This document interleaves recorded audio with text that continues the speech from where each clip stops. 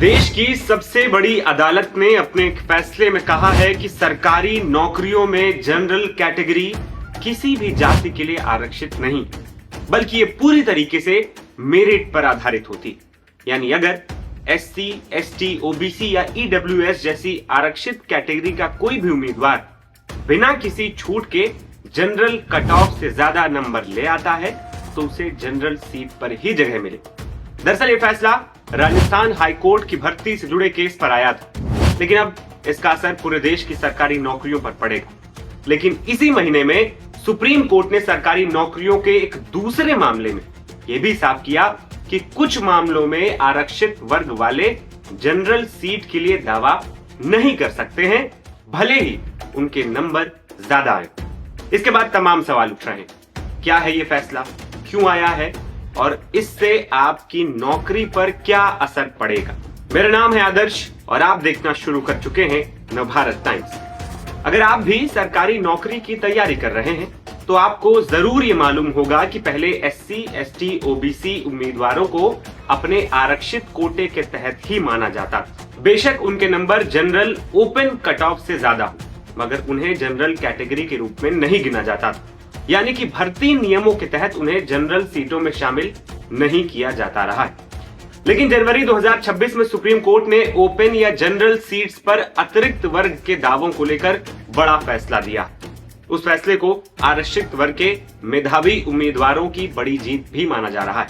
Justice Dipankar Datta और justice Augustine George मसीह की bench ने कहा कि ओपन या जनरल कैटेगरी का कोई कोटा नहीं होता। ऐसी सीटें सभी के लिए खुली हों और किसी भी जाति, वर्ग या लिंग के लिए आरक्षित न। कोर्ट ने कहा था कि कोई भर्ती अथॉरिटी किसी उम्मीदवार को सिर्फ इसलिए ओपन कैटेगरी के पोस्ट के लिए विचार से बाहर नहीं कर सकती क्योंकि वो रिजर्व कैटेगरी का है।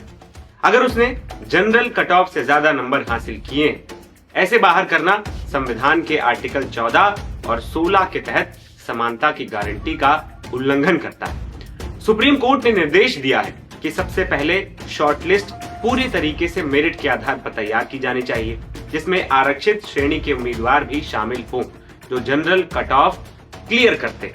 अब ताजा मामले में सुप्रीम कोर्ट ने एससी कैटेगरी के एक उम्मीदवार को जनरल कैटेगरी की सीट के लिए दावे को गलत ठहरा दिया। इसकी वजह भी मैं आपको बताते हैं।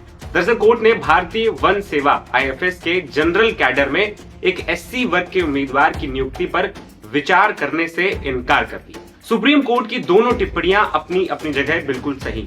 ज्यादा नंबर लाने वाले आरक्षित वर्ग के उम्मीदवार जनरल सीट के हकदार होते, बशर्ते उन्होंने आरक्षित वर्ग के कट ऑफ, उम्र, फीस या फिजिकल से मिलने वाली छूट का फायदा न लिया।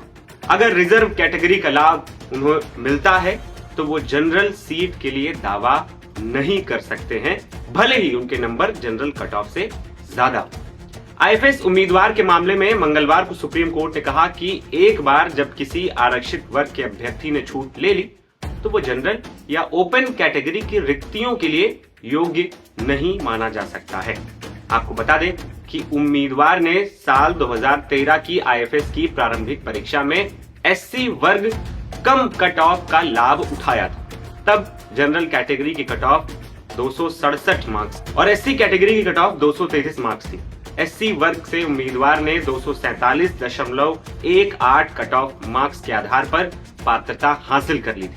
अब उम्मीदवार जनरल कैटेगरी की मांग कर रहा था, जिसे कोर्ट ने विचार करने से मना कर दिया।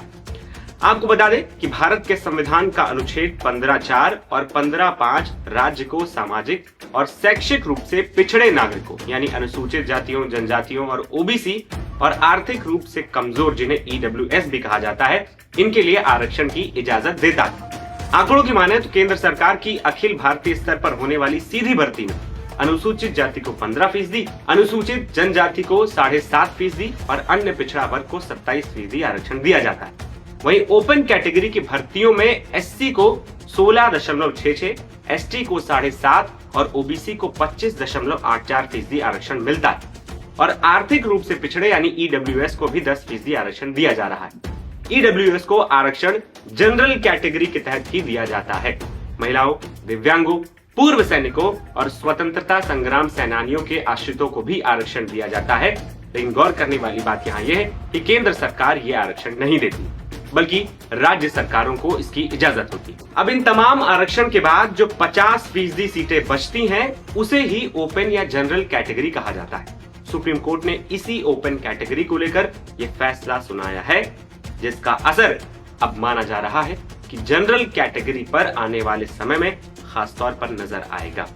इन दोनों फैसलों पर लोगों की खूब प्रतिक्रियाएं आ रही, सोशल मीडिया पर तमाम बहस हो रही है, क्या होगा क्या नहीं होगा, फैसला सही है या गलत। आप हमें अपनी राय कमेंट बॉक्स में जरूर बताइएगा। फिलहाल इस रिपोर्ट में इतना ही। मेरा नाम है आदर्श और आप देख रहे थे नवभारत टाइम्स। नमस्कार।